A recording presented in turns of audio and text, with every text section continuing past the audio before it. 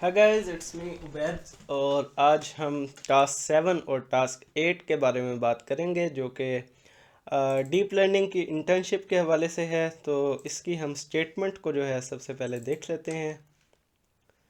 तो हमने इस टॉपिक में फंक्शंस के बारे में बात करनी है। डॉक स्ट्रिंग को किस तरह लिखते हैं, उसको डिफ़ाइन किस तरह करते हैं, फंक्शन को कॉल किस तरह करते हैं, आर्गूमेंट्स को किस तरह पास करते हैं, रिटर्न किस तरह करते हैं after processing in the function, and फिर आर्बिट्री नंबर ऑफ आर्गूमेंट्स। इससे क्या कहते हैं कि हमारे पास any number of arguments at the run time हम पास कर सकते हैं। हमें अभी नहीं पता कितनी आर्गूमेंट्स आएंगी, लेकिन रन टाइम पे जितनी मर्जी आ सकती हैं, राइट।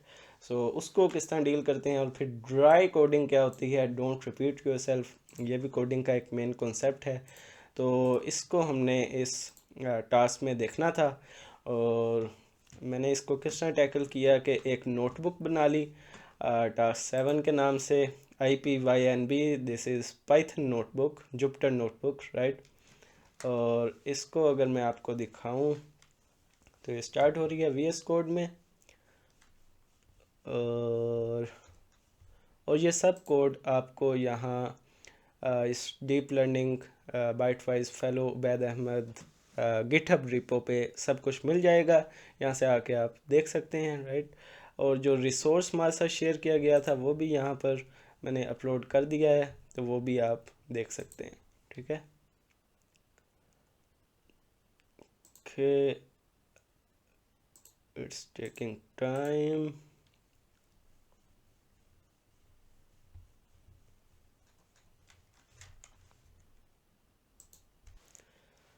ओके, तो ये हमारे पास ओपन हो चुकी है। और हमने सबसे पहले फंक्शंस के बारे में बात करनी थी। तो मैंने एज ए एग्ज़ाम्पल अपने UBML, जो कि एक पाइथन का पैकेज मैंने बिल्ड किया हुआ है, पब्लिश किया हुआ है बेसिकली। तो आप इंस्टॉल इसको कर सकते हैं, पिप install UBML। So it's basically for automating the machine learning pipeline. तो अगर आप रिग्रेशन और क्लासिफिकेशन के एल्गोरिदम्स वगैरह अप्लाई करते हैं one by one from the scikit-learn और all that, so here you can do all that thing in one command, right? So all of these algorithm with their metric score will be provided in one click. और अगर आप इसके बारे में देखना चाहें तो यहाँ पर UBML सर्च करें UB प्रोग्रामर्स चैनल में, और आपको ये वीडियोस मिल जाएंगी जो कि इसी के बारे में है, पाइथन के पैकेज के बारे में। और डॉक्यूमेंटेशन में भी आप इसको पढ़कर यूज़ कर सकते हैं। ओके, तो हम बात कर रहे थे फंक्शंस की। तो फंक्शंस पे मैंने इसी UBML का एक फंक्शन उठाया, और इसमें मैंने ज़्यादा ड्रॉ स्ट्रिंग वगैरह ऑब्वियसली यूज़ की हुई है, तो उसको मैंने एज ए एग्जांपल यहाँ पर शो कर दिया। देन एक और रिग्रेशन, तो ये है कि रिग्रेशन के ऑल द एल्गोरिदम्स को ऑटोमेट किया हुआ है, तो इसके बारे में मैंने बता दिया रिटर्न क्या करना है। तो मैट्रिक परफॉर्मेंस रिटर्न करेगा, R2 स्कोर और इस तरह के सारे एरर्स वगैरह को रिपोर्ट करेगा। और उसके बाद आपको बताएगा आपका बेस्ट मॉडल कौन सा है, उसको एक्सपोर्ट कर सकते हैं। और फिर कोई भी मॉडल को आप एक्सपोर्ट करना चाहें तो यहाँ से आप कर सकते हैं। तो ये था। और उसके बाद अगर मैं एज ए एग्ज़ाम्पल छोटा सा एक फंक्शन बनाना चाहूँ, तो just for the sake of this task, right. So addition का मैंने फंक्शन बनाया, 2 नंबर लेगा, नंबर 1 नंबर 2, और उसको ऐड कर देगा। देन डॉक स्ट्रिंग के बारे में इसमें हमने ये करना होता है कि बताना होता है हमारा फंक्शन क्या करेगा और क्या पैरामीटर्स लेगा, क्या वैल्यू रिटर्न करेगा। Because whenever you are writing something in the coding, right, और आप उसको 6 महीने या आफ्टर 1 ईयर उसको देखेंगे तो आप खुद भी शायद भूल गए हैं कि यार ये क्यों मैंने यहाँ पर लिखा था। हो सकता है आपने यहाँ पर इस तरह डिफ़ाइन ना किया हो कि नंबर 1 और नंबर 2, आपने X और Y, A और B इस तरह कुछ डिफ़ाइन कर दिया हो। तो जब आप उसको साल बाद देखेंगे तो आपको ख़ुद भी नहीं पता चलेगा कि ये कर क्यों मैं रहा था, राइट। तो इसके लिए हमने यहाँ पर डॉक स्ट्रिंग का यूज़ करना होता है। Basically it's best practice to use that, but compulsory नहीं है, ठीक है। उसके बाद 5 और 3 को ऐड करें, मल्टीप्लाई करें, तो बेसिकली 15 आ रहा होता है। अच्छा, उसके बाद ये कॉन्सेप्ट जो था डोंट रिपीट योरसेल्फ और ड्राई कोडिंग का, तो हमने अब यहाँ पर मल्टीप्लिकेशन और एडिशन के लिए फ़ंक्शन को डिफ़ाइन किया हुआ है। अब हम अगर कैलकुलेटर बनाना चाहें तो हम इन्हीं कोड्स को यूज़ करते हुए जो कि हमने पहले लिख लिए हैं हम इसको बना सकते हैं। तो हमने ऐड को यूज़ कर लिया और मल्टीप्लाई को यूज़ कर लिया जो कि हमने पहले लिखे थे। हमने दोबारा से नंबर को नहीं लिया और मल्टीप्लाई किया, हमने जस्ट उनको कॉल किया और हमारा काम हो गया। 5 और 3 को ऐड करें तो 8 आता है और 5 और 3 को मल्टीप्लाई करें तो 15 आता है। अब है आर्बिट्री नंबर ऑफ़ आर्गूमेंट्स। इसमें कॉन्सेप्ट क्या है कि हमें नहीं पता रन टाइम में कितने आर्गूमेंट्स पास होंगे इन फंक्शन। यहाँ पर अगर देखें तो हम डिफ़ाइन कर रहे हैं 2 आर्गूमेंट्स होंगे, नंबर 1 और नंबर 2, उन्हीं के साथ आपने कोई काम करना है। लेकिन यहाँ पर अब एडिशन में हमने देखा कि हमारे पास नंबर ऑफ़ आर्गूमेंट्स हो सकते हैं। यहाँ पर हम स्टार यूज़ करते हैं, 1 स्टार लगाकर एस्ट्रिक बेसिकली, और उसके बाद आप कोई भी यहाँ पर वेरिएबल बना लें और उसको आप यूज़ कर लें अपने फंक्शन के अंदर। तो यहाँ पर अगर मैं इसको समझाना चाहूँ, मैंने क्या किया हुआ है, नमपाई को इंपोर्ट किया। नमपाई के बारे में नहीं जानते, इसके बारे में सर्च करें, आपको पता चल जाएगा ये क्यों हम यूज़ करते हैं। लाइब्रेरी है, ठीक है, पिप इंस्टॉल नमपाई, आप इसको इंस्टॉल कर सकते हैं। तो हमने क्या किया कि ये आर्ग्स जो इस तरह आप अगर एक्स्ट्रैक्ट लगा के यूज़ करेंगे तो हमारे पास ये होगा कि आपको ये एज ए ट्यूपल रिटर्न करेगा। यहाँ पर मैंने आपको शो भी कराया हुआ है, ट्यूपल है, ठीक है।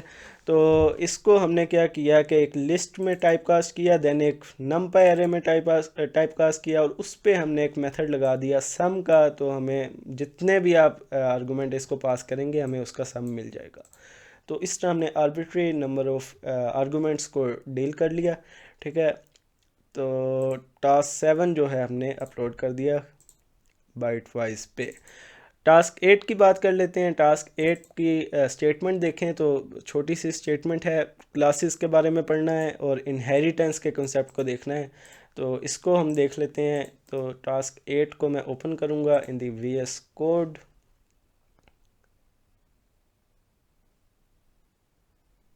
ओके, ओपन हो रहा है बट टाइम बहुत ले रहा है। ओके, ओपन हो गया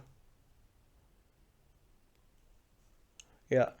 तो हमने क्लास बनाई, सबसे पहले बहुत सिंपल सी क्लास बनाई। तो नाम रखा मैंने क्लास का माई क्लास, और उसके बाद एक इनिट का हमने मेथड डिफ़ाइन करना होता है। यहाँ से हमारे पाइथन को पता चलता है कि इन्होंने एक क्लास बनाई है और यहाँ पर उसको इनिशलाइज कर रहे हैं, ठीक है, init for initialise method, right. अच्छा, और उसके बाद हमने एक और मेथड डिफ़ाइन किया शो फ्रूट, मतलब जो भी हम वेरिएबल यहाँ पर पास करेंगे उसको यहाँ पर सेल्फ़ की मदद से लेकर, बिकॉज सेल्फ़ के पास वो सब चीज़ें आ जाएंगी जो यहाँ पर आप डिफ़ाइन करेंगे, तो उसको पकड़ के ये प्रिंट कर देगा। तो एक ऑब्जेक्ट बनाया। ऑब्जेक्ट क्या है, इस क्लास का इंस्टेंस है। इस क्लास की फंक्शनैलिटी को यूज़ करने के लिए हम ऑब्जेक्ट को बनाएंगे। इसको डायरेक्ट एक्सेस हम नहीं कर सकते। इस क्लास को हमने जब भी यूज़ करना है तो एक ऑब्जेक्ट बनाना है और इसको हम यूज़ कर लेंगे। अब इसका फ़ायदा क्या है इस सब चीज़ का, अब देखें कि मैंने ऑब्जेक्ट बनाया माई ऑब्जेक्ट, इसको अगर मैं 1 कह दूं और इसी तरह के मैं अगर 100 ऑब्जेक्ट बनाना चाहूँ तो मैं इजीली बना सकता हूँ, माई ऑब्जेक्ट 1, माई ऑब्जेक्ट 2 और इस तरह करके। और उन सब में ये सारी चीज़ें, इसमें बहुत सारी चीज़ें मैं डिफ़ाइन कर सकता हूँ, राइट। तो ये सब चीज़ें यहाँ पर आ सकती हैं मेरे पास। फंक्शनैलिटी बेसिकली आपको बार बार लिखने की ज़रूरत नहीं पड़ेगी। ऑब्जेक्ट के अंदर जब भी आप बनाएंगे इसका इंस्टेंस तो ये सब चीज़ें ऑटोमेटिकली उसमें ट्रांसफ़र हो जाएंगी या इंपोर्ट हो जाएंगी, राइट। और मैं यहाँ पर इसको एक्सेस इस तरह कर सकता हूँ शो फ्रूट को, कि ऑब्जेक्ट की मदद से डॉट लगाकर उस मेथड को कॉल किया तो यहाँ पर एप्पल जो उसने प्रिंट कर दिया। इनहेरिटेंस का क्या कॉन्सेप्ट है जी, कि आपने इसको एज ए मैंने पेरेंट क्लास बना दिया, ठीक है, और उसके बाद एक चाइल्ड क्लास बनाई। यहाँ पर कुछ भी नहीं लिखा, सिंपल पास लिख दिया। और यहाँ पर क्यों किया ये, क्योंकि इस सारी फंक्शनैलिटी को मैं इस क्लास में इंपोर्ट करना चाहता था विदाउट राइटिंग इट, राइट। सो ये भी एक, अगर आप देखें तो ड्राई कोडिंग का ही कॉन्सेप्ट है और आप इसको उसी तरह जो है ना डील कर सकते हैं। तो यहाँ पर मैंने पेरेंट क्लास से चाइल्ड क्लास में सब चीज़ों को इंपोर्ट कर लिया। और यहाँ पर अगर मैं एक और ऑब्जेक्ट बनाऊं जो कि मेरी चाइल्ड क्लास का हो, उससे भी मैं इस शो फ्रूट को एक्सेस कर सकता हूं। अब देखें कि इस चाइल्ड क्लास को तो पता ही नहीं होना चाहिए था कि शो फ्रूट के नाम की भी कोई चीज़ है, बिकॉज पास लिखा हुआ है, पास का मतलब है यार हम लिखेंगे बाद में, बस अभी चला दो, एरर ना देना, ठीक है। इसका बेसिकली ये मकसद होता है, हम पाइथन को ये कह रहे होते हैं। अब यहाँ पर हमने कुछ शो फ्रूट लिखा ही नहीं है, लेकिन इसको पता है कि शो फ्रूट इसकी पेरेंट क्लास में था, जो कि मैं यहाँ से इंपोर्ट कर रहा हूँ, तो उसने इसलिए यहाँ पर इसको एक्सेस कर लिया। तो इनहेरिटेंस का बेसिकली ये मकसद होता है कि आप एक मेन क्लास बना दें, उसके बाद अगर उस फंक्शनैलिटी को किसी क्लास में यूज़ करना चाहते हैं तो उसे इंपोर्ट करवा लें और इनहेरिट करवा लें, ठीक है। तो ये चीज़ थी आपके पास। ओके, ये क्या हो गया है इसके साथ?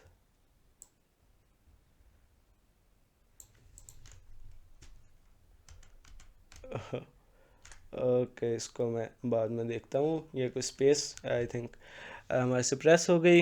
ओके, उसके बाद ये सब चीज़ें यहाँ पर आ चुकी हैं, और आप इस चैनल को विज़िट कर सकते हैं, यूबी प्रोग्रामर, और यहाँ पर आपको मशीन लर्निंग के बहुत सारे कॉन्सेप्ट्स और बहुत सारे प्रोजेक्ट्स जो कि एंड टू एंड फ्लास पे डिप्लॉयड हैं, और लाइक जेंगो वगैरह पे, हर चीज़ पे।